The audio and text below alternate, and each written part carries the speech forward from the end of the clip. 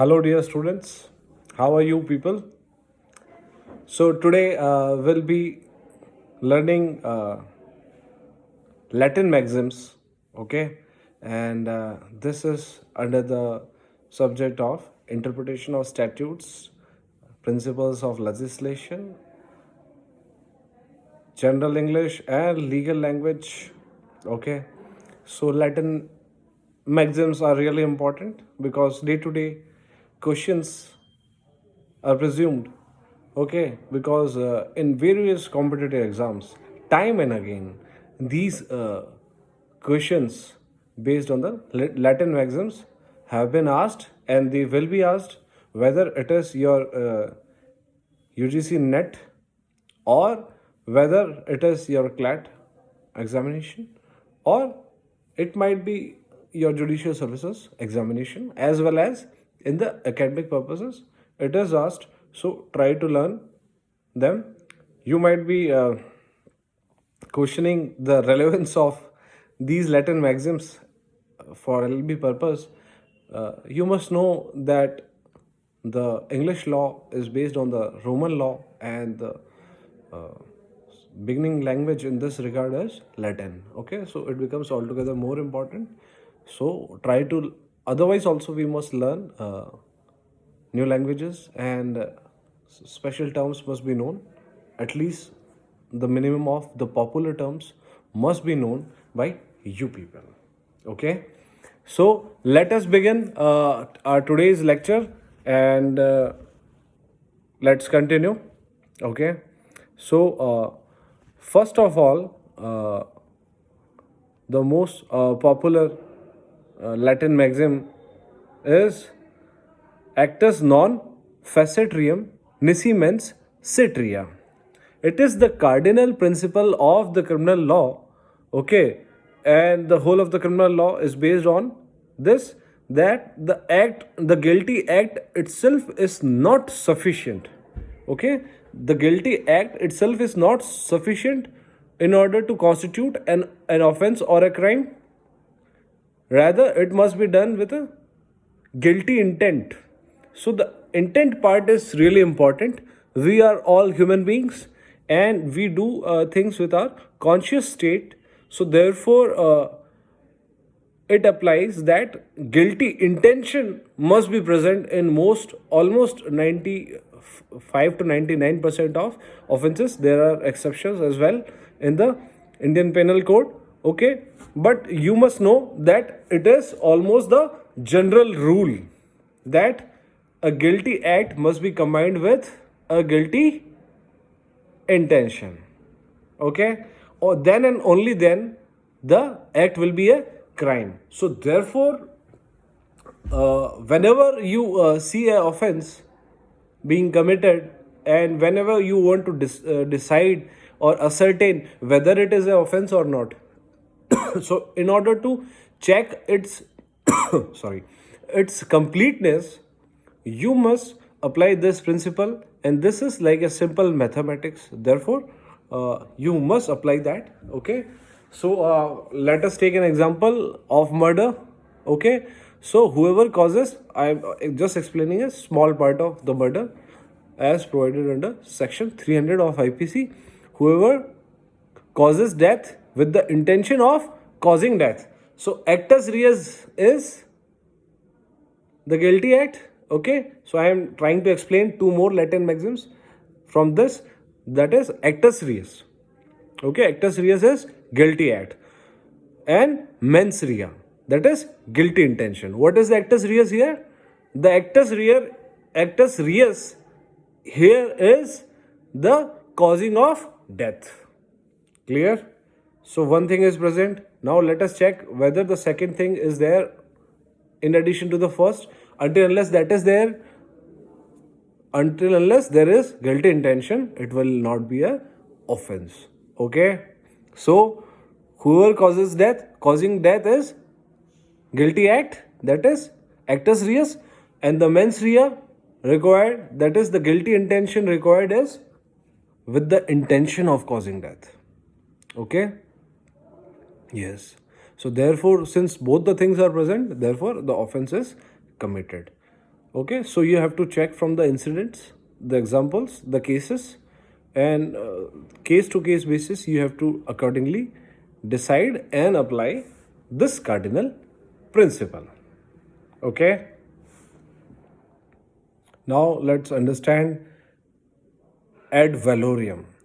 Ad valorem means according to the value of the suit. So, whenever you file a suit, you pay the appropriate court fees, okay, and that has to be paid in proportion to the value of the suit. It is known to one and all. So the concept of ad valorem applies. Okay, the same thing applies before an arbitrator also. So the cost of the arbitration is the ad valorem. Okay, so now next what we will try to understand is ad interim. I think you have listened to this word as a layman as well. Okay, ad interim relief is provided by the courts. Interim relief is temporary in its nature. Ad interim relief is super temporary. Okay, so in order to do away with any sort of extreme hardship, if any faced by a party, ad interim reliefs are given by the court.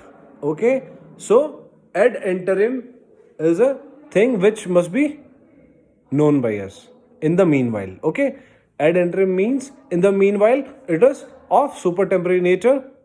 So it is such a relief might be given so as to do away with extreme hardships being caused to a litigant.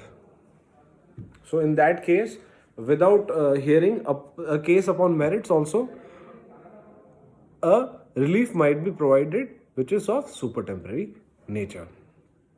Next is ab initio.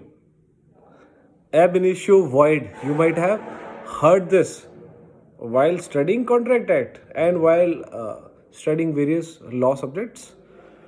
What is the meaning of ab initio void? Yes, ab initio. Initio means initially, that is, ab initio means from the very beginning, and void is okay, zero in the eye of the law. Okay, so if we refer to any agreement as ab initio void agreement, so from the very inception of the agreement is zero in the eye of the law. So we'll never ever do this mistake like mentioning a contract as ab initio void. It is wrong to say. If a contract comes into existence, that means in itself that it is lawful one. Okay, so you have to refer it as ab initio void agreement. Okay, because it cannot be enforced by the law. It has not reached that mature stage. Okay, is it understood? Now, ad hoc. Ad hoc means for a particular purpose, for a temporary purpose. You might have seen Article 127 of Indian Constitution, which talks about the appointment of ad hoc judges. Okay, so those appointments are made for that particular purpose in order to do a particular purpose, to fulfill the obligations for a temporary nature. So such are ad hoc appointments. Clear? Next is consensus ad idem. That is agreeing upon a thing in the same sense. Okay, you might have studied it under the Indian Contract Act as well. In section 13 also the consent word is defined, and which is based on this very maxim. Okay, so the consent must be upon a same thing. Okay, first of all, both the parties must understand that we are talking of that particular thing, and it must be in the same sense. Okay, so let's say for example, if a person is selling a horse and he has variety of horses of various colors. Then if you want to purchase a horse and you simply go and say, I want to purchase your horse, so it is not clear here. Okay, so you must specify the particular horse, the color of it, and the various other particulars and specifications. So then and only then it will be properly communicated, and the person who wants to sell, that is the seller, will understand. And if then both the parties agree, then it is consensus ad idem. Consensus on a same thing in a same sense. So that is a complete consent. Okay. Next is caveat emptor. Let the buyer be beware. The whole of your consumer protection law is based on this maxim, and the buyer must be aware while purchasing a particular thing. So you need to see the expiry date, you need to see the guarantee or the warranty, if any at all, is being provided by the seller. Okay, so it is a very important concept under the Consumer Protection Act. Next is causa, causans. Okay, so what is the meaning of causa, causans? The immediate cause as opposed to the far away cause. Okay,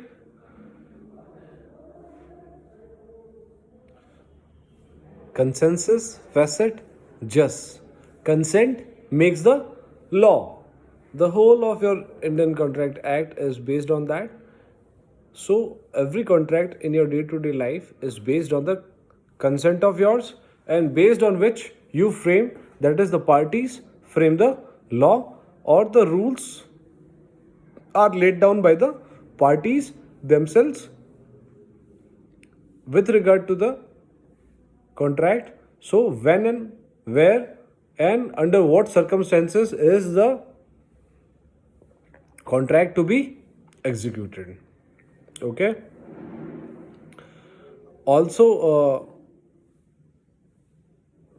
the consent plays an important role in sales of goods act. So the similar acts also are based on this very maxim. Civil possession is, so a civil possession. Clear? Delegatus non potest delegare. What is delegated cannot be further delegated. Your administrative law is based on this maxim, and it mentions very specifically that what is delegated cannot be further delegated. Is it clear? The very purpose of delegating a particular act is so as to carry out that work in an efficient manner, since there might be not enough time with the authority which has delegated. Okay, it might not be having that technical expertise, it might not be connected with the local area, so it might not understand the aspirations of the local area. So therefore the delegation is made. Okay, and if something and some work or some powers have been delegated to some other authority, it cannot further delegate. Is it clear? So whenever any work is given to you, you should not delegate it further, because that trust is reposed upon you. Clear? Next is de minimis non curate lex. The law does not take care of trifling acts, and acts of trifling nature ought to be neglected. Section 95 of Indian Penal Code is very much based on this maxim. Okay, so if someone plucks a flower from your garden, you should not make a hue and cry about it, and you're not expected to bring a suit based on it. Okay, so you are required to have that much amount of patience, and you must be okay with such small and trifling matters. Clear? Because it will unnecessarily increase the burden of courts, as well as your precious time will be wasted. Animus. Animus means intention, ashay. Okay? Animus domini means the intention of possessing an ownership by user or entry. Animus testendi means the intention of making a will or writing a will. Okay? Animus possessendi means the intention of possessing. Okay, so all these important aspects are the concepts of these are covered under jurisprudence, and you might have studied the same, and you need to study them properly if you have not studied them till now. So the practice of these words is important so as to learn to make the most of these Latin maxims. Damnum sine injuria.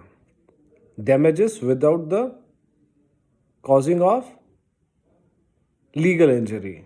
That is, if a damage or a monetary damage specifically is caused without the violation of your legal rights, then the law has no remedy for it. Okay, despite the fact that some monetary losses might have been caused to you people. Okay, so the law does not take care of such acts. Okay, so the minimum thing which must have been caused to you is the violation of your legal rights is the most important thing. Okay, so until unless the legal rights are violated, law will not take care of such damages. You might have studied various cases in law of torts, like, for example, the Gloucester Grammar School case or the Mayor of Bradford versus Pickles. The Mayor of Bradford versus Pickle, the facts were like the corporation had a well in its own land. The defendant had a land adjacent to the corporation. The defendant negotiated for the sale of his land to the corporation of Bradford, but the negotiations failed. In the end, the defendant dug a well in his own land, due to which the supply of the water in the well of the corporation of Bradford came to an end. Okay, so the plaintiffs filed a suit against the defendant for intentionally digging a well in his own land. Here the court held that the defendant can do such things and it does not violate any kind of legal rights of the plaintiffs, despite the fact that the damages, the money was lost by the plaintiffs. Here no violation of legal rights accrued, so therefore there is no remedy in the eyes of law. In the Gloucester Grammar School case, the defendant was a teacher in the school of the plaintiff. Due to some issue, he left the school and he set up his own rival school. And due to his popularity and his connection with the students, most of the students from the plaintiff's school left and joined the school of the defendant. The plaintiff filed a suit against the defendant for the recovery of damages which were caused to him. The court again here explained that here no violation of any legal right has occurred. Therefore, the question of giving the damages does not arise at all. Is it clear? So damnum sine injuria, damages without causing of the violation of any legal rights violation. So violation of legal right is more important for bringing any action before the court and successful winning of the case.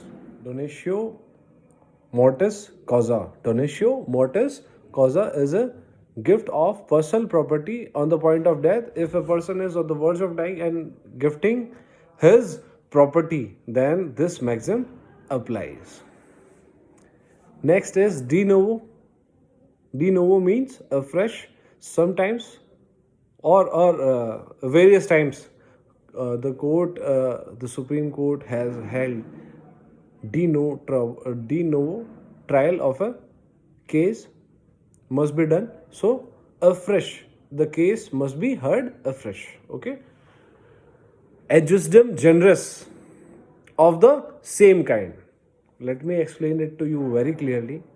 Like-minded people, as you have seen, like-minded people do reside nearby, sit nearby. Okay, so they enjoy the company of similar natured people. Okay, similarly, adjustum generis is a rule of construction. Okay, words having similar nature are placed nearby. Okay, so its construction may be accordingly be done in the subject of interpretation of statutes. Clear? So I think it is enough for you people today, and we will continue our journey tomorrow. So till then, sit upright and study carefully. Have a great day ahead and keep learning.